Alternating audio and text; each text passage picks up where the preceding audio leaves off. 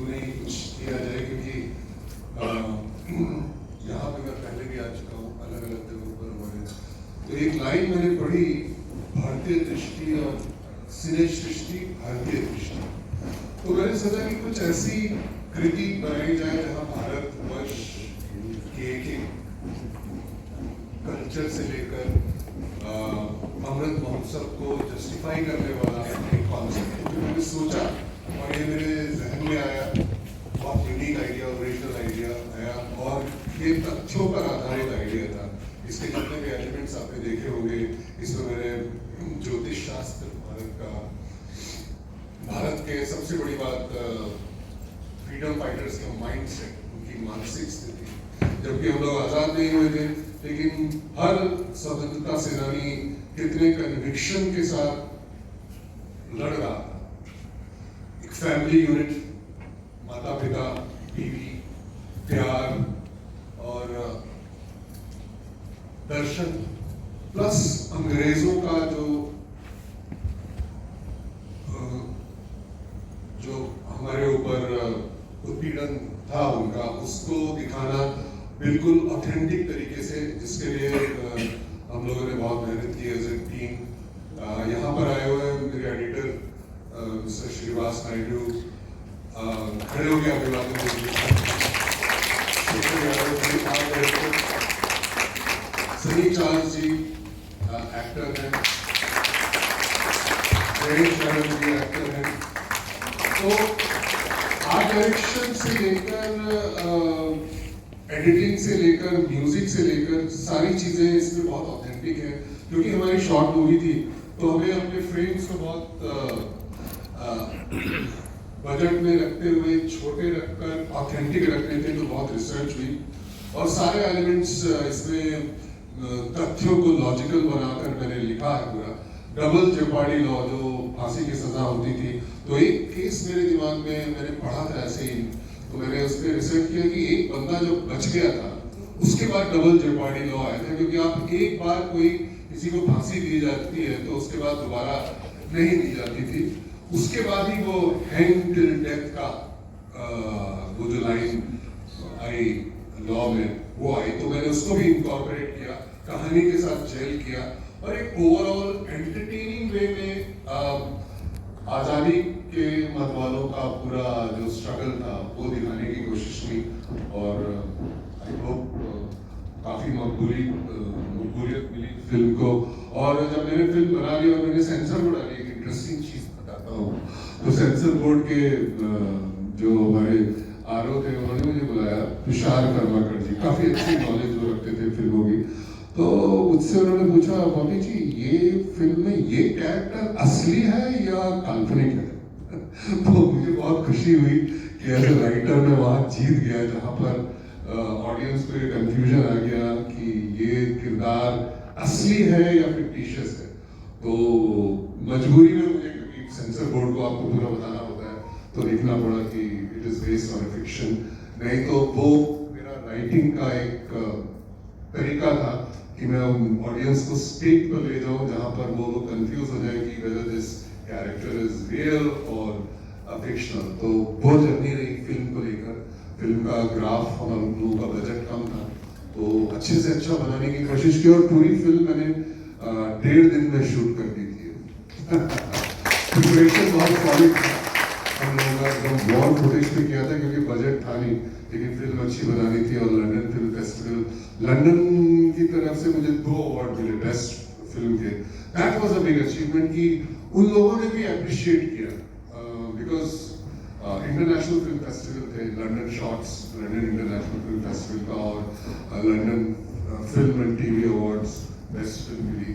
तो बहुत सारे, अयोध्या फिल्म फेस्टिवल जो हमारा हुआ उसमें बेस्ट फिल्म मिली, यहाँ में नॉमिनेटेड हुई, बहुत सारे फेस्टिवल अभी भी नॉमिनेशन आते रहते हैं कभी कभी। It's been a process, hard working team का साथ रहा, अच्छा चुनाव रहा, एक्टर्स बहुत अच्छे रहे और सारी चीजें अच्छी हो गई। फिल्म जब बननी होती है तो अच्छी बन जाती है, ये बिल्कुल सही कहा गया।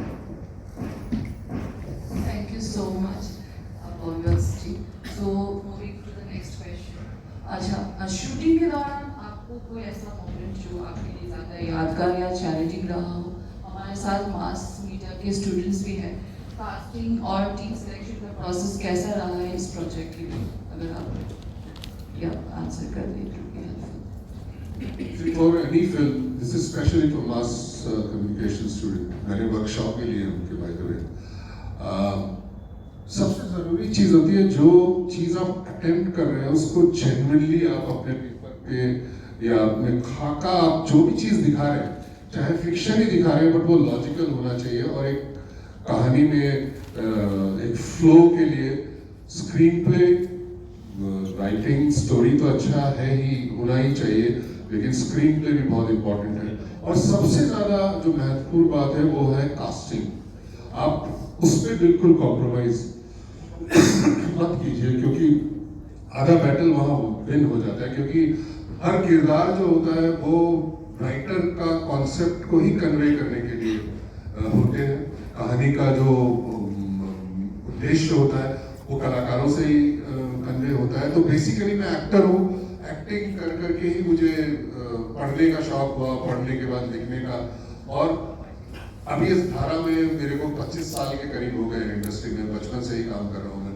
तो सबसे ज़्यादा ज़रूरी है कि आप सब्जेक्ट क्या उठा रहे हैं, आपका पर्पस क्या है, आप किस चीज़ को पोर्ट्रे करना चाह रहे हैं। जैसे थिएटर में होता है कि what is the purpose of the play, what is your main conflict, what is your main message. वो सारी चीज़ें आप एक पेपर पे 1 2 3 4 करके पहले लिख लें। कास्ट में कैरेक्टर्स का बैक स्टोरी कैसा रहा होगा, वो उसका क्या रहा होगा, XYZ, वो सारी चीज़ें काम करने वाली हैं। फिर अच्छा कैमरामैन साहब भी आए हुए हैं, मैं उनका तारुफ कराना चाहूँगा, अशोक त्रिवेदी जी हैं। तो कैमरा सबसे इम्पोर्टेंट चीज़ होती है कि ऑथेंटिसिटी दिखती है लेंस के थ्रू। तो वो शायद आपको देखने को मिली, ब्लैक एंड वाइट फिल्म थी, कलर्ड हुई, आपने देखा, फॉर्म थी वो, मैंने उसको यूज किया इसलिए कि जब लाइफ वापस आ गई, उसने बोला था कि कुछ नहीं होगा मुझे, तो जब वो बच गया तब कलर्ड हुआ और उसकी बीवी के चेहरे पर खुशी आई, तो वहां से कलर आ गया जीवन में, और फिर उसका जर्नी तो शुरू ही हुआ।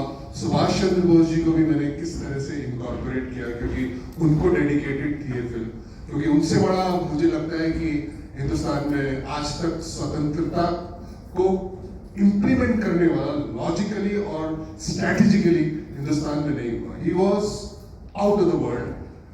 जितने वो महान शख्सियत थे in terms of his knowledge, his planning was very foolproof. उनकी जो आज तक वो मिस्ट्री बन के रह रहे हैं और हमेशा रहेंगे, क्योंकि उन्होंने एक लेवल के बाद अपने को एक्सपोज ही नहीं किया, क्योंकि वहाँ पे स्वतंत्रता संग्राम में एक्सपोज हो जाना मतलब अपनी चीज़ों को बता देना ऑपोजिशन को, तो उन्होंने उसको बाखूबी से निभाया और हमेशा अमर हो गए। वो असलियत में अमर कोई हुआ है हमारे देश में तो वो सुभाष चंद्र, ऐसे बाकी तो सारे ही स्वतंत्रता सेनानी जिन्होंने, बहुत सारे लोग हैं जिनके बारे में हमें पता है, जिनके बारे में नहीं भी पता, तो उन सारी चीज़ों का समावेश करते हुए हमारे मेन जो थे सुभाष चंद्र बोस जी, उनको डेडिकेट किया। एक कैरेक्टर आया अभय। अभय माने होता है जिसको कभी कोई भय नहीं होता, और उसको भय नहीं था, उसको फांसी की सजा हो गई। तो हर चीज का एक मतलब है, लॉजिक है, नाम से लेकर किरदारों के नाम। वो कैरेक्टर जो हिंदुस्तानी होते हुए भी करप्ट हो गया, उनके साथ मिल गया, वो जो जेल का अधिकारी था, हर तरह के किरदार। मदन जो हमारे स्वतंत्रता सेनानी जिनको फांसी दी गई पहले, मदन बिहारी, वो सारे इंस्पायर्ड कैरेक्टर्स हैं जो हुए हैं। मतलब ऐसे ऐसे लोग हैं जो अनसंग चले गए। बाप है, बाप का लाइन जो है वो कि हर बेटा अपने बाप के नक्शे कदम पे चलता है, लेकिन मैं शायद वो पहला बाप होऊंगा जो अपने बेटे के नक्शे कदम पे चलेगा, क्योंकि वो स्वतंत्रता को मद्देनजर रखते हुए आपके कर्म है आपके भविष्य को बनाते हैं। तो छोटा सा एक प्रयास, छोटा सा एक कदम, शायद ये मेरी तरफ से अपने देश के लिए था। मैं और भी अभी एक कर रहा हूँ, एक कॉन्सेप्ट चल रहा है। मैंने अभी स्वतंत्रता सेनानी का माइंडसेट बताया, बाकी लोग बड़े बड़े लोगों की बायोग्राफी बना रहे हैं, मैं वो नहीं अफोर्ड कर सकता। मैं बताऊंगा कि एक सिपाही का माइंडसेट क्या होता है, जो लड़ने वाला होता है, जो अपनी चौकी नहीं छोड़ता, वो किस माइंडसेट के साथ जाता है। तो मेरे बहुत सारे कलाकार वापस आने वाले हैं बहुत जल्दी। एक तरह का इसको एक नई सीक्वल के तौर पर इसको मैं डेडिकेट करूंगा अब इंडियन आर्मी को, क्योंकि हमारी फैमिली में बहुत सारे लोग इंडियन आर्मी में भी है। मेरे कजन मेजर मोहित शर्मा जिनके ऊपर पूरी फिल्म बनी है, लेकिन उनको मेंशन भी नहीं किया गया, धुरंधर, वो एक इकलौते ऐसे कमांडो थे जो आतंकवादियों के साथ रहे महीनों, आतंकवादी बन के कोई पता नहीं कर पाया, लेकिन जब उनको लगा कि इनको पता लग रहा है, सबको मार के निकल गए, इंडिया के एलीट कमांडो बने जाके, फिर वो शहीद हो गए। तो उन लोगों ने प्रैक्टिकली करके दिखाया। मेरे पिता पुलिस ऑफिसर थे, तो हम लोगों ने सर्विसेज देखी, बचपन से मैं आर्मी और पुलिस की गोदी में खेला हूँ, तो मैंने वो चीज़ें बहुत करीब से देखी है, तो मैंने वो चित्रित करने की कोशिश की। तो सबसे ज़रूरी चीज़ है कि ऑथेंटिक बैकग्राउंड, लॉजिकल आपकी स्क्रीन पे होनी चाहिए, और कैरेक्टर्स आपके बिल्कुल